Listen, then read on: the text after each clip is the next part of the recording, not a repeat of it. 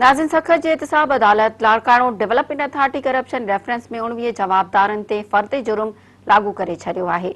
उन हवाले सां वधीक अपडेट करे रहियो आहे मराठी जो रिपोर्टर इनायत भट्टी। जी इनायत, छा तफ़सील आहिनि? जी बिल्कुल, अॼु सखर जी एहतसाब अदालत में लाड़काणो डेवलपमेंट अथॉरिटी में करप्शन वारे मामले जे केस जी ॿुधणी थी आहे। ॿुधणी दौरान एहतसाब अदालत जे जज फरीद अनवर काज़ी 19 जवाबदारनि मथां फर्द जुर्म लागू करे छॾियो आहे।